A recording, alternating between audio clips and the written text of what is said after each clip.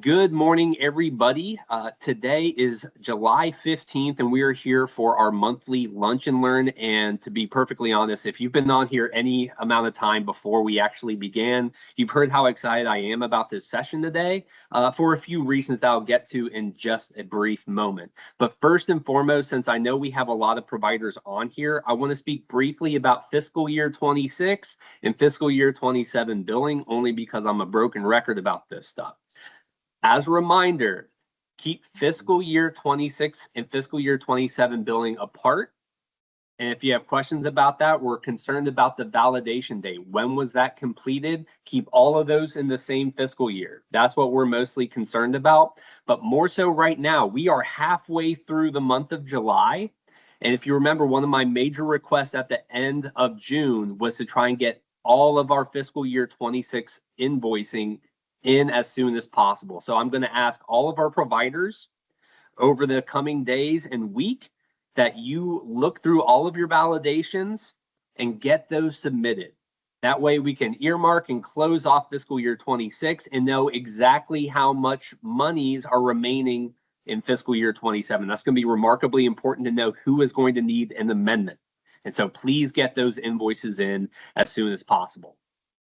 My spiel is done. Now I get to talk about what we're actually here to review today. So Charles Lea Center has been putting together a job form to help organize evidence for providers.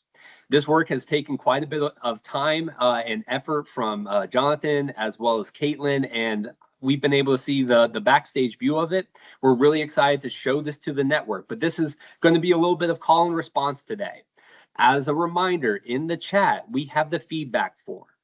We understand that introducing something new, we want to get as much feedback as humanly possible from our provider network so that we can start to massage out what this is actually going to look like. And if there are concerns, we need to know that as soon as possible, because what we're going to do is take that feedback into account, result in a final product that we would like to introduce to the network to help streamline some of our evidence collection. As y'all know, we've had plenty of methods. We've had issues with Google and not having BAAs. We've had some people using YouTube videos, which again, we can't use with PHI concerns. And so this is a way for us to start to streamline what evidence we can get from providers in a secure method. And so without further ado, I'm going to go ahead and pull up our PowerPoint for today. I'm going to share my screen briefly and allow for Caitlin and Jonathan to go ahead and go off mute. And we will go ahead and get started. Perfect. So good afternoon, everyone, or morning, depending on where you are. My name is Caitlin Vines, and I'm the program trainer for the Charles Lea Center. So this morning, I will be presenting along with our validation specialist, Jonathan Wagner, on how strong person-centered planning leads to quality validations. And like Cal said, we will be introducing that new method of evidence submission for our validations. So if you have any questions, feel free to drop them in the chat so that we can address them at the end of our presentation. We will also have our state director, Sandra, supporting as well. So feel free to drop your questions there or save them for the end. And next slide, please. So today we will give a brief refresher on how the validation process works. We will talk about the purpose of evidence review in that process. We will explore the purpose of the milestone goal statement in our person-centered planning process. And then I will hand it over to Jonathan, who will be introducing our new evidence submission form. And next slide, please. Okay, so I think it is great to start with a little knowledge refresher. So let's briefly talk about how milestone validations are facilitated. We all know that the MAPS program is unique in its utilization of a value-based payments methodology. So over the course of 3 years, our participants have access to a variety of services and supports with the intention of increasing their independence within home settings, employment settings, and community settings. And then within these settings, specific milestones have been developed. These milestones emphasize the use of tailored supports to achieve person-centered outcomes. So based on a value-based payment methodology, providers are eligible to receive payment for their services once a person has achieved that necessary level of independence for each of their identified milestones. And next slide, please. So why do we use evidence to guide our validation review process? Using evidence that demonstrates independence allows us to assess the effectiveness of services rather than focusing on volume or frequency. We can really look at what has been put in place to help that person achieve what independence looks like for them, instead of just looking at how many times they've met with the agency or kind of those actions that have been taken. It also helps us confirm that a participant has achieved goals or tasks that align with their path to independence as laid out in that person-centered service plan. That person-centered service plan is really so foundational to this program. And by looking at that evidence of growth, we can see how that plan has been kept at the center of service provision. And then lastly, it allows us the flexibility to really creatively assess individual achievement. We know that independence looks different for everyone. So by comparing a participant's initial level of abilities prior to any of that service intervention with the skills that they've since gained, we're able to really paint a comprehensive picture of what growth and development looks like for that individual. And next slide, please. So I do want to speak a little bit on the purpose and importance of the person-supported collaborative plan, or the PSEP. I'll call it PSEP going forward just because it's a mouthful. But like we said, that is really such a foundational document to the program. It allows us to capture a participant's goals for each budget year and really serves as that roadmap for service provision. The PSEP is always developed in collaboration with the participant, their circle of support, and their chosen provider agency, which really allows us to consider and hear diverse perspectives while still keeping the interest of the participant at the heart of our planning. Key components of the planning process that we always want to emphasize are that collaborative development of assessment-driven goals, which helps lead to clear milestone goal statements. And next slide, please. So when we are looking at the actual milestone goal statement, we know that it does have a specific formula that we use in our planning process. So this is a little bit of an update. Our updated formula will go into effect on August 1st, and it will now include two key components, those being the participant's present level of abilities and the participant's target outcomes. This is a little bit different than our previous formula, where we also included the milestone service definition at the end of each statement. We've learned through feedback from both participants and their circles of support that this can be a little bit confusing when they're trying to read and understand their plans. So in our continuous effort to stay person-centered, we have removed this component. So once again, our new formula will be implemented as of August 1st. So if you notice that change on a plan, this is why. And next slide, please. So now let's take a second to dissect what we are actually looking for in each of our milestone goal statement sections. So first we'll look at that present level. The present level section is intended to clearly explain the participant's current starting level of abilities within their chosen milestone goals. So while your assigned IC is responsible for capturing the PSEP in both that draft form and the final written version, we highly encourage your participation and input throughout the process. Using the service definition, any prior assessments, so if you as an agency are doing your own assessments, or also given access to the Charles Lea Center LSA, and the provided draft from your IC, we can come together at that collaborative roundtable to accurately capture a participant's current level of abilities. We also are able to capture any pre-existing supports and any identified challenges or barriers to independence. And next slide, please. So this leads us to our next section, which we really want to focus on, which is that target outcome section. This section is intended to clearly outline the participants' objectives for growth within their chosen milestone while making sure to highlight their aspirations and preferences. We really want to emphasize person-led.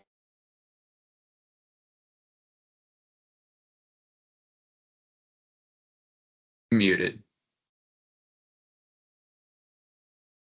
Oh, thank you. When did it mute?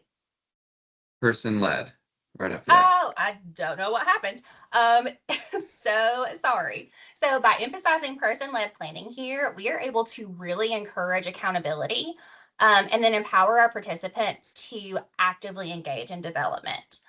So a few pro tips for when you are looking at how to build those target outcomes.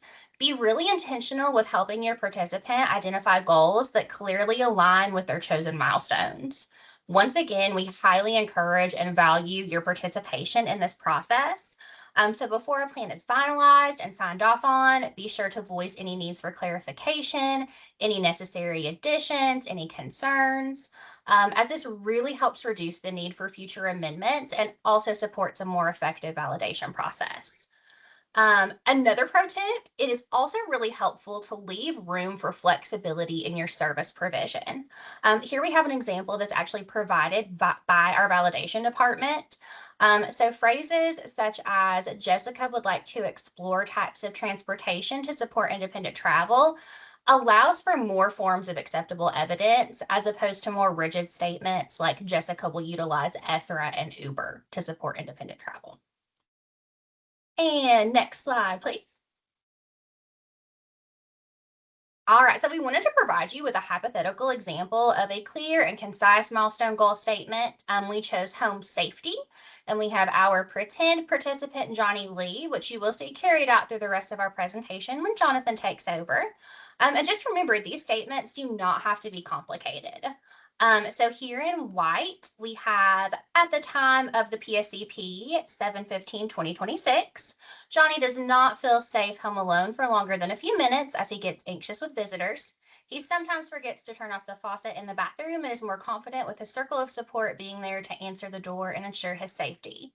His household does not have written plans for potential emergencies, and he has no experience communicating with first responders.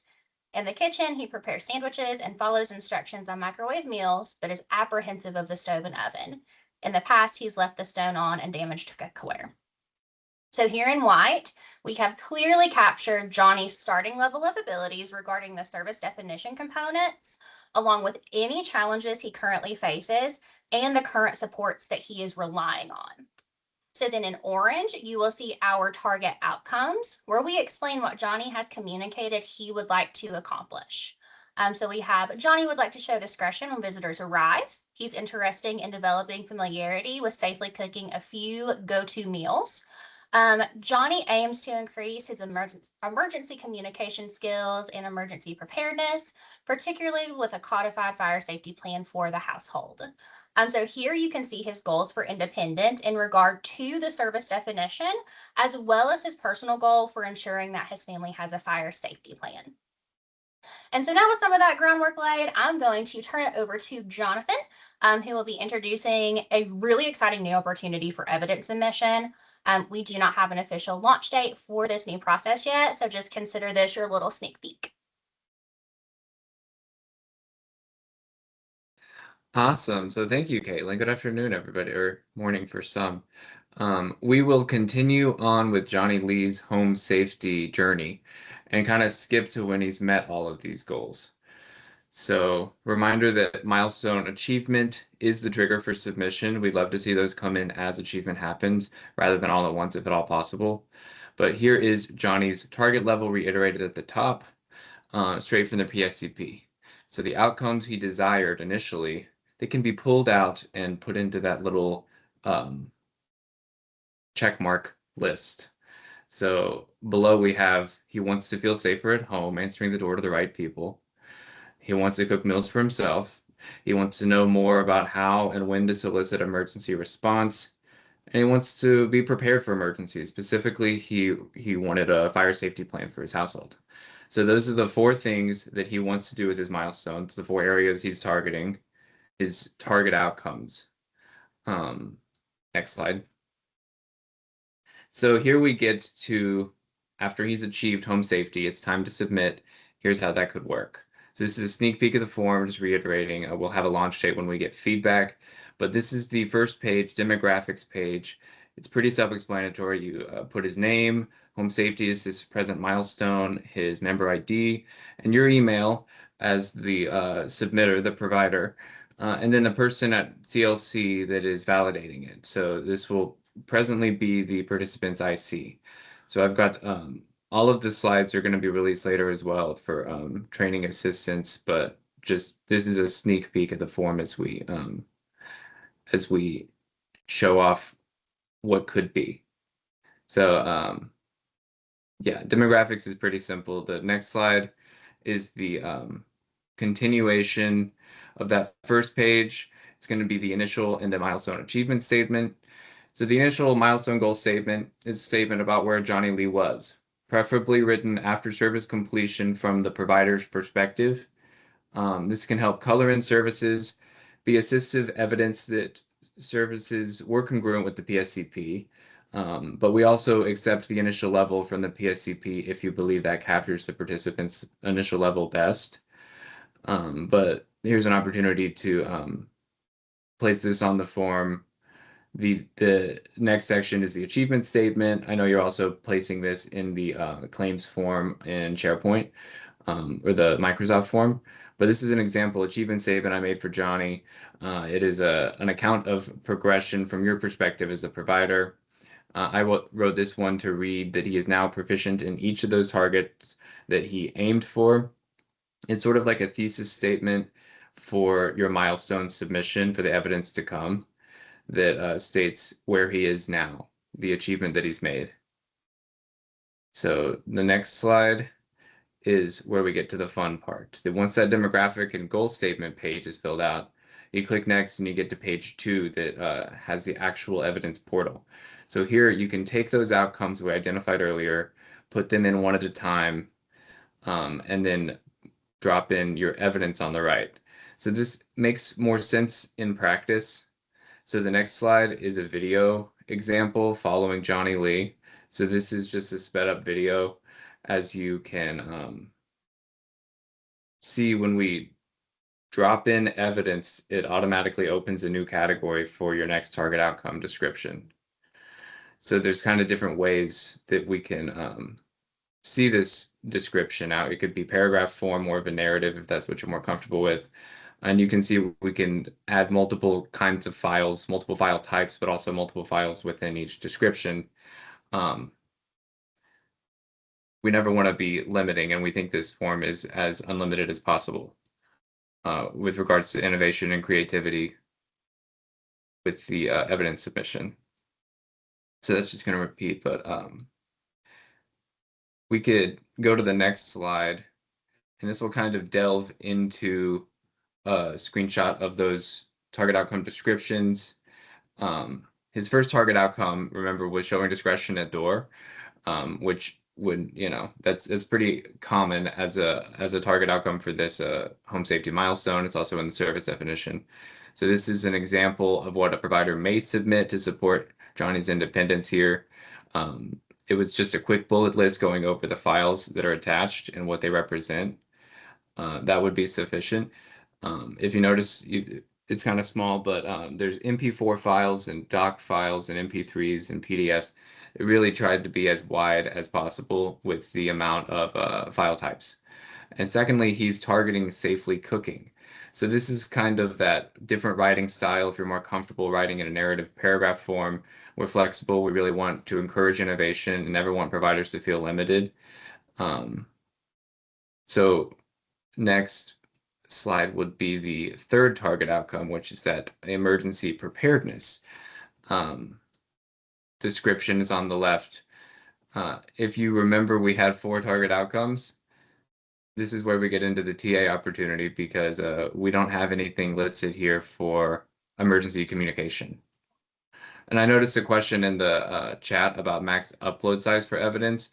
That is actually aligned with SharePoint's current maximum file size. So it's 256 megabits per file. So currently, if your IC would have had trouble putting that into the system, would be the only way that you would have.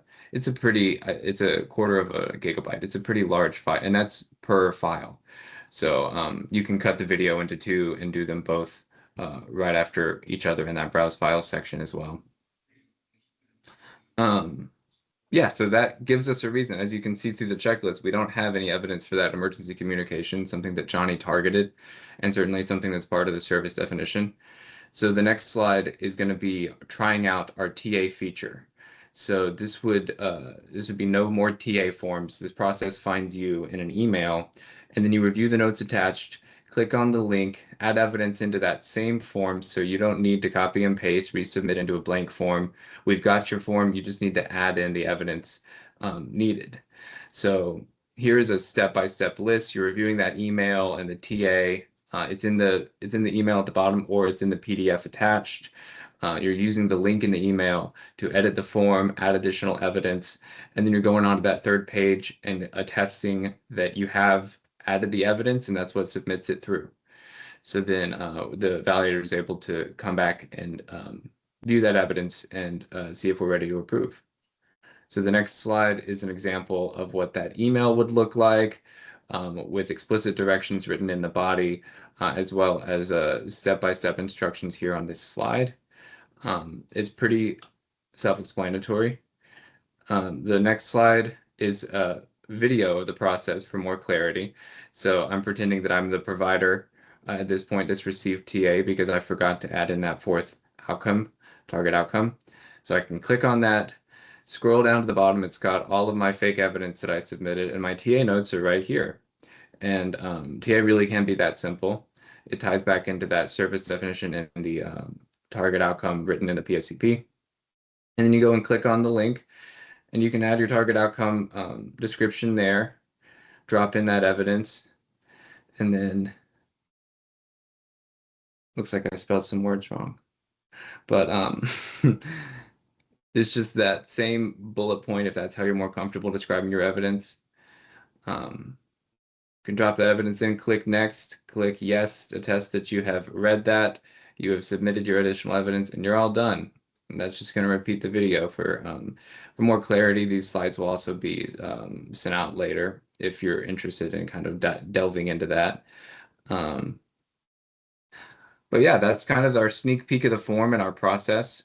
I have read and digested all responses in that feedback link that I created for the validation department, especially the defined opportunities for improvement. And I hope that this form can address any concerns and continue to value frank feedback. In piloting the form with a provider agency here in the East Core, we were able to find ways to improve it as difficulties came up with like file size or file type specifically, or like how to organize the form in a way that makes more sense for providers. So Hannah from Core, if she's here, she can speak a little about how this form works on her end, if you'd like. I did make it. So yeah, we've been using this form for my submissions for the past month or so. We've gone through the TA process to see how it would look. Of course, I didn't actually need any TA, but it works if you needed it. And I have the unique pleasure of coming from the CLC side of things, so I have seen all of your submissions before, right? I've had cases with all of the providers. I know for a fact it'll translate well over to this job form. It is whatever you do now, you can translate on over. It's not difficult. It's honestly made my submission process way easier because we were previously doing PowerPoints, and if you've ever tried to put a video into PowerPoint, you know exactly what I'm talking about. It's like pulling teeth. Half the time you have to email it, then you try to email it, the file doesn't upload because of the size, or your email's buffering for an hour, and then you're like, hey, can I text you this? So this has been a really, really fun thing to work on with Jonathan. He is incredible at taking his feedback and running with it. He wants it to be absolutely the best form it can be. So if you have feedback, don't hesitate. He's not going to take anything personal. In fact, this is a really exciting period. And I am just a little bit jealous that I wasn't at CLC while this was happening because that would have made my job a lot easier. But hopefully you guys get to reap the benefits that are still over there, especially you ICs will probably really be enjoying this. And as a provider, it has made everything so easy. It is as easy as it looks in the video. You just upload your files. I do paragraph descriptions. I like putting dates. That's how I do it, and it translates perfectly. So that's all I have to say. But yeah, I've really enjoyed it. And if anybody has any questions, I encourage you to reach out to Jonathan. He is not a scary dude. He's a smart guy, and he is really smart, especially when it comes to this type of form and taking feedback. So thanks, everybody, and I'll toss it back to Jonathan.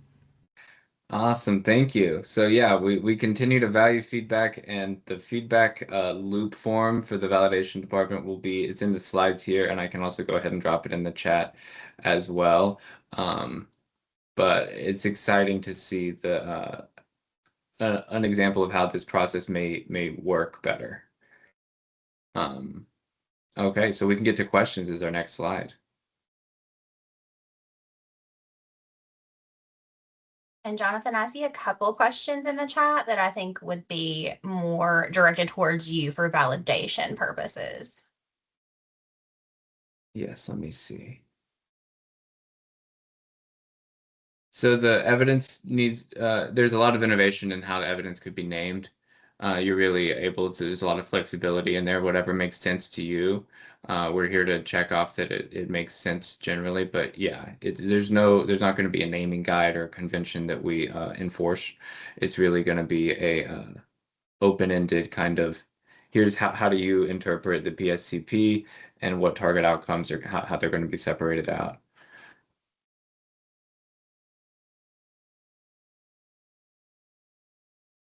So we have more information coming when we solicit our feedback for the date of this May launch, but stick tight for that. It'll come soon.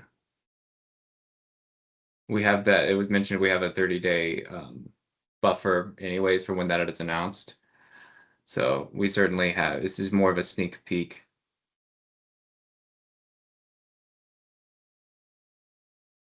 Yes, that is something that I totally missed in my example with Kyle Howe's question about receipt of submission. You do get, every time you submit your form, you get that PDF back that shows that you've submitted it. And then when you add evidence in the event of TA, you're also going to get an email. There's not a separate email that comes when it's approved because that all still goes through the SharePoint emails. But you do get evidence that you have submitted your document, and it comes in this beautifully organized PDF that has everything there. So you're going to be covered there.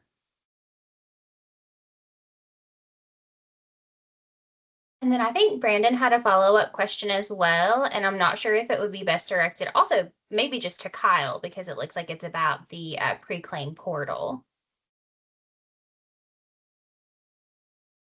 What was the question? Sorry, I just hopped out of the shared view.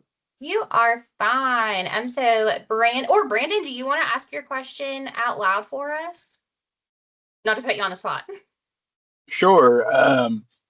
The form that you guys were just demoing, there's a link on the pre-claim service validation to that form because I was like, this looks very familiar.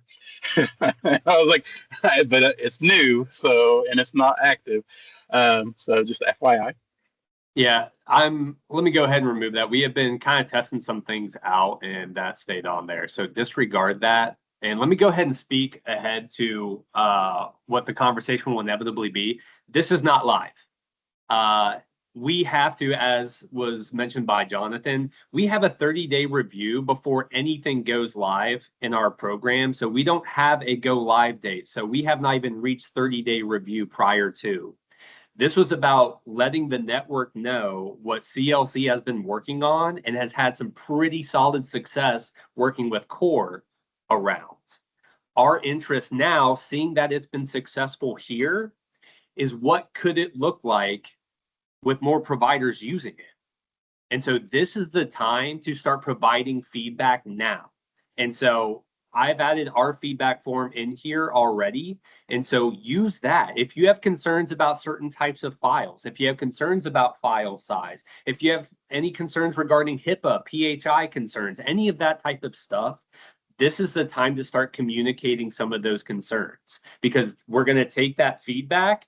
And if we can, act on any of those concerns or assuage some of those concerns, that's what we're going to try and do.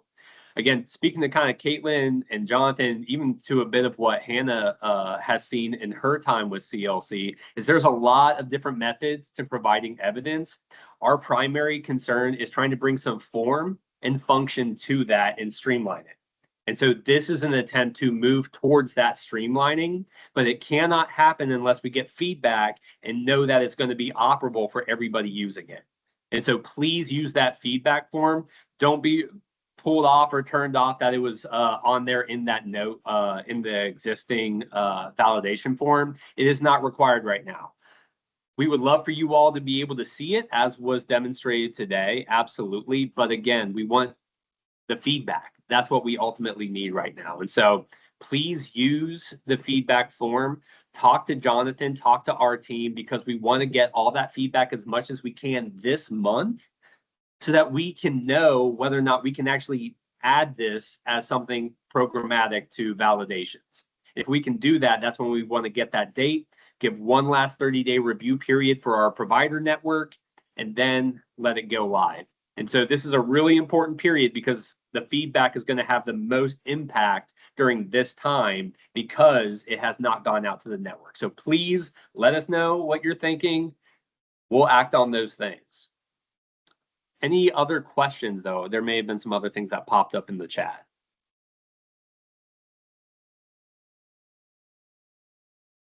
I don't see any right now. Well, good deal. I am going to then close on the same thing that I opened with regarding fiscal year 26 and fiscal year 27 invoicing, because I did see some other providers hop in once we had started. Just as a reminder, at the end of June, I had reminded everybody, as much as humanly possible, let's get all of our fiscal year 26 invoicing done in July.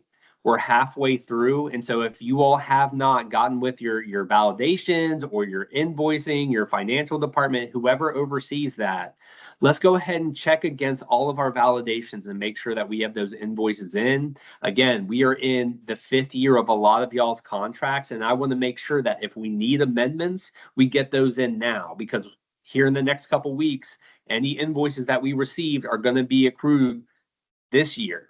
And so the impact goes up. And so having a better sense of what those numbers are going to be allows us to get amendments done quicker. So the sooner, the better. But as always, let us know what your thoughts are in feedback forms. Thank you again to Jonathan, Caitlin, and the whole CLC team. Thank you to Hannah for hopping on and sharing her experience as well. I'm very, very excited to see some of the feedback here because I'm nothing but motivated to try and streamline some of the validation collection for everybody. So thank you all for your time. And that's going to be it for today. I'm going to go ahead and turn off our recording. Thanks, everybody.